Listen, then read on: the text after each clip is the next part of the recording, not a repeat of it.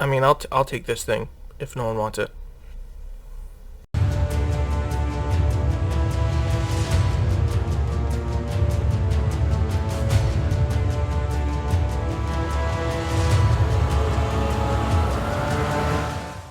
The Falcon and the Winter Soldier has finally premiered, and as you may have noticed, it is probably my most anticipated property that Marvel is going to release on Disney Plus. The question is, did the episode meet my expectations? And I have to say, it absolutely did. I love this episode. I thought it was a great start to the series. I thought it sets up our characters extremely well while giving us the theme of the series itself. I think it does a good job of echoing Sam Wilson's journey with Steve Rogers' journey, and there's a lot of callbacks to the Captain American franchise as a whole throughout this episode that I really appreciated, being a huge fan of the series. The legacy of Captain America means a lot to me, and I really appreciate the respect that this show put into it. It is an extremely important symbol in the Marvel Cinematic Universe, and this series puts the proper amount of emphasis on it. But with that said, let's get into the episode. The episode begins with Sam in a house packing the shield that Steve gave him. This place does appear to be different than the place that we saw him in The Winter Soldier, and is most likely the house that he shares with his sister in Louisiana. We get a voiceover from the end of Avengers Endgame where Sam Wilson tells Steve Rogers that it feels like the shield belongs to someone else. And this is going to be a very important factor in this episode and probably the series as a whole. We learn that Sam Wilson has been taking contracts from the Air Force as a criminal organization known as LAF is targeting a military liaison for the Air Force named Captain Dissect. I think that the beginning of this episode is great, and it echoes the beginning of Captain America the Winter Soldier. And this scene is also catered to Sam's strengths, so it gives us a very good idea of who Sam is and how Sam fights and what are his defining characteristics. I have to say that Sam's new suit is absolutely gorgeous, and his wings have never been better.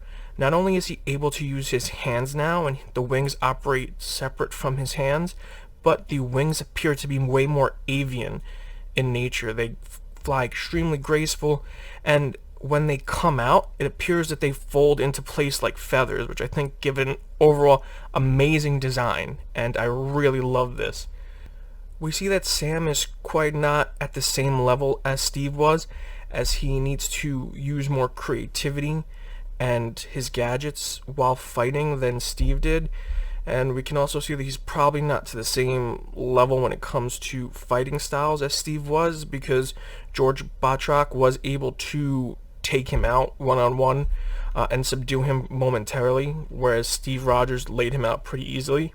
We also see that Red Wing has been updated, and I love the new design of Red Wing. I love more of the red and white aesthetic to Sam's costume overall, and I love that Red Wing is... We also get to see more of Sam's creativity and quick thinking when he and Red Wing are able to take out a bunch of helicopters that are working with the terrorist group who are all in wingsuits. It's really good to just see Sam fly in open airspace again. I think the last time we were able to see him maneuver this well was at the end of The Winter Soldier.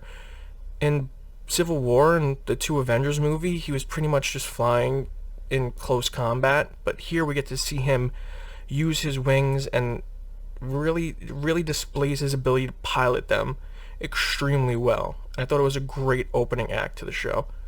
We also get introduced to Sam's intel officer that he was working with on the ground, named Joaquin Torres. Now, the name Joaquin Torres may seem familiar to some people because in the comic books, he does take over the mantle of the Falcon from Sam Wilson when he becomes Captain America, and he becomes Sam's sidekick. After the mission, Sam and Joaquin regroup in Tunisia, and we see a man thank Sam Wilson for saving his wife. And it's here that we kind of get a little bit more backstory on the world, where we know that Sam and the Avengers are considered saviors to a lot of people. Joaquin tells Sam about a group called the Flag Smashers, which want things to go back to the way they were before everyone came back. They want a world without borders, essentially. Now, this group is a play on the Marvel Comics character, the Flag Smasher. It's going to be interesting to see how they incorporate this fresh take on the character in this series. During this interaction, we also find out that Joaquin is a bit of a conspiracy theorist, and he asks Sam if Steve is on the moon. And I'm so curious to find out if this is actually going to happen. I mean, Sam denies it. I mean, I don't know if that's going to happen, but I wonder if that's what this is hinting at. Sam goes to Washington to give a speech and hand over the shield to the Smithsonian. The government, we find out, had asked him to return the shields, and he obliged. I do want to touch on this speech for a second because I think it's going to be one of the most important scenes of the entire series, because it basically tells us the theme. Not only that, but it gives us an inside look into Sam's psyche. He says that we need heroes, ones that are suited for the times we're in. Symbols are nothing without the men and women who give them meaning. And then he says at the end, "Thank you, Captain America, but this belongs to you." Now, what Sam's doing is he's showing us his fears. He's afraid that he's not going to be able to live up to the legacy. He fears that he's not ready. Even though Steve knows he's ready, and even though we know that he's ready, Sam deep down doesn't think that he deserves to be Captain America. And I think that this is very interesting because later on in the episode we see him dealing with a different version of legacy in his family business and the boat that his parents leave to both him and his sister. We find out from this episode that we're following both of our main protagonists dealing with legacy, as Sam deals with the legacy of Captain America and the legacy of his family, while Bucky deals with the legacy of the Winter Soldier. Sam is trying to save his legacy while Bucky's trying to make amends for it. And it gives us these great character moments for both characters throughout the entire episode. And that's what helps build the foundation of the show moving forward. Because now, not only am I interested in seeing these action set pieces that were teased, but I also want to see these two men come to grips with things that they're struggling with, because it's so relatable on a lot of levels. One thing I did notice throughout this segment was that Rhodey didn't have his leg braces on, those that device that Tony Stark built for him in Civil War that helps him walk. Is it possible that he has a smaller device on now that he's able to wear under his clothes? Or was he able to have some sort of operation that healed him his paralysis and gave him the ability to walk? I don't know, but I did find it very interesting that he had nothing on helping him walk. Now, touching on what I had mentioned earlier about Bucky dealing with his past, we now jump to a scene that takes place in the past, as we see Bucky in action as the Winter Soldier. And it's really cool because the Winter Soldier theme from Captain America the Winter Soldier blares in when he first appears, and I love that callback. One final kill, he says, "Hail Hydra," but he does approach a young man and fires his pistol. Now, what I did notice is, as Bucky wakes up from this nightmare that he was having, he was sleeping on the floor, and this is also an amazing callback to the Winter Soldier. Next we go to a scene with Bucky in therapy where we find out that he was pardoned, and that these therapy sessions are part of that pardon. The therapist encouraged Bucky to start crossing off names on his list in a non-violent and legal way. You can see that he's really trying to make amends for all of the dark deeds that he accomplished throughout his past. All of this is not really helping with these nightmares that he seems to be having.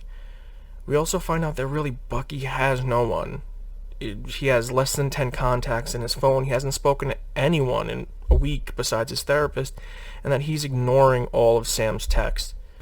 He's closing himself down. He doesn't know what to do, and what I love most about this scene is the direction, as the more Bucky opens up to the therapist, the tighter the close-up gets on him, to the point where we're essentially like seeing the side of his face, and we're almost uncomfortably close to him, because Bucky's visibly uncomfortable in this moment, having to expose himself in ways that he's not used to.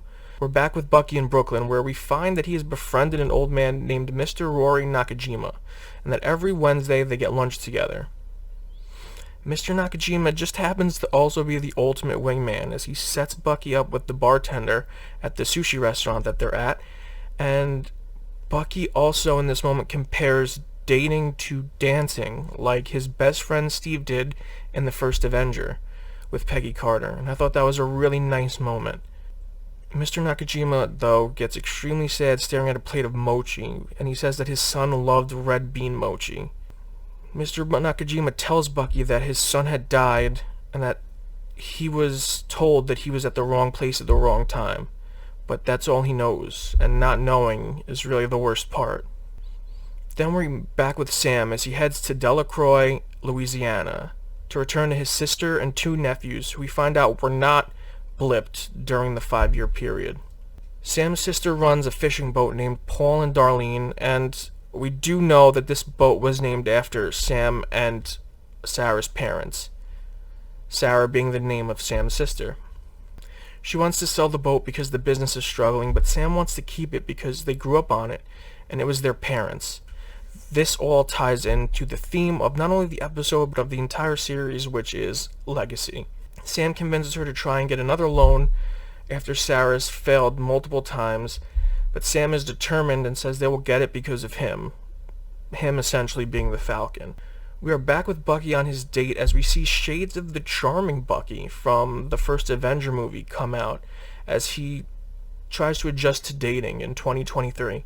Bucky and the bartender do have nice chemistry, as this was most likely his first contact outside of therapy in a very long time. Even his interactions with Rory, we find out, are related to his therapy in a way. She brings up how nice it is that he's spending time with Rory, and that not knowing what happened to his son is the worst part. This visibly upsets Bucky, and he leaves the date to go visit Rory. We learn that Rory's son is in fact the young man that Bucky approached in his nightmare. Bucky gives Rory the note and leaves, and we never see Rory open it, and we don't know what's written on it. We see Mr. Nakajima's name on his list, and it appears as if Bucky has 2 different types of people on the list that he goes off of. A list for the bad people that used him as the Winter Soldier, and a list of the innocent people whose lives were affected by him. As we do see that on the same list as the person he stopped earlier in the episode is the name H. Zemo, which is obviously Helmut Zemo. We are back with Sam and his sister as we see more of their dynamic, and it's really great, and it feels natural, and they really do feel like a pair of siblings that constantly bicker but love each other, as they do head off to the bank to attempt to get the loan. We are back with Joaquin as he is tracking the Flag Smashers. He is undercover, and he's at one of their rendezvous, which turns out to be a bank robbery, as a red-headed character, who we know is going to be played by Erin Kellyman, drops masks and tell the people to run around, creating confusion and panic. We see that the Flag Smasher who came out of the bank is superhumanly strong and knocks Joaquin out.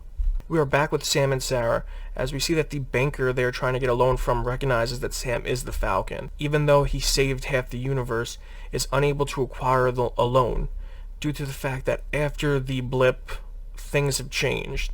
And there's some implied racism here, but on top of that, it could also be the fact that Sam has been gone for the past 5 years, and the fact that we don't know how the government is dealing with Sam breaching the Sokovia Accord. In this scene, we find out that Sam's sister Sarah is a widow, and Sam and his sister do argue over the family legacy. And again, we are met with the theme of legacy. After this, we see Sam on the boat trying to fix it up as he looks at old pictures of his family.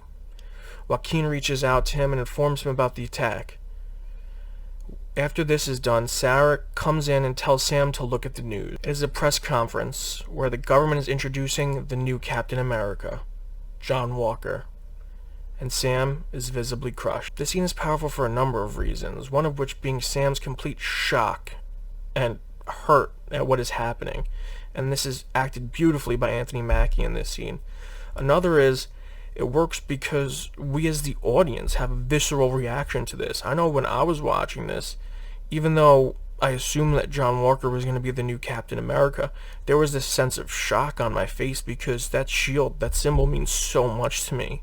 And seeing someone other than Steve Rogers or Sam hold that shield just garners such a reaction.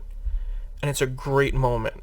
And it's going to be really interesting to see how that plays next episode, because a lot of us are going in with this hatred for John Walker, but what I think we're going to find out is that John Walker thinks that he's doing the right thing for the right reasons, and he just might not be the man for the job. But I do think we're going to get a lot more to the character in the next episode, and it's going to make us maybe come to some sort of understanding about him. There is one thing I want to address before we get to the credits, and that is the son of Mr. Nakajima. I did find something extremely weird in the scene, in the flashback scene, and the scene where Bucky gives Mr. Nakajima the note. We never see the Winter Soldier kill him. We see Bucky walk over to him, which is strange in itself because he could have shot him from far away. Then we see him raise his gun, and we hear a gunshot go off, and that's all we know. The next bit of evidence we have is the fact that it's never explicitly stated by Bucky that he did kill the son. He just hands Mr. Nakajima the note and walks away. We don't know what's written on the note. Is it possible that Bucky had to hand him over to Hydra, aiding them in one of their nefarious schemes? This we don't know, and it's possible this is nothing, or it's possible this may be a plot thread that will be revealed later on in the series. There are a few interesting things in the credits. We do see a title card that says the Power Broker is watching next to a bunch of blue vials. Now, from Marvel Comics, we know that the Power Broker is a character that gives superpowers to other people, which kind of makes sense because we're dealing with the Flag Smashers who seem to be enhanced in some sort of way, and it is very possible that John Walker may get some form of the Super Soldier Serum as the series goes on, and who better to do that than this character from the comics. The blue vials could also be hinting at the Super Soldier Serum, which in the first Avenger does appear to be blue in color. Another thing I wanted to touch on is Erin Kellyman's character. I know that a lot of people are assuming that she's playing a gender-bent version of the Flag Smasher from the comic books, Carl Morgenthau, where she's going to be playing Carly Morgenthau. But wouldn't it be interesting if she was actually someone different? Wouldn't it be interesting if she was actually revealed to be Cynthia Schmidt, who in the comics is better known as Sin, aka the daughter of the Red Skull? But instead of the daughter, what if she's actually a descendant of the Red Skull? And that ties us back into the legacy of Captain America in an entirely different way. Whereas, because the theme of the series is legacy, and Bucky and Sam are both dealing with legacies, what if we have a villain who is dealing with a legacy of their own? But I am enjoying this series like crazy already. I am so hyped up for the next episode. Comment down below, hit the like button, and subscribe, and let me know how excited you were to see Bucky Barnes and Sam Wilson back in the MCU.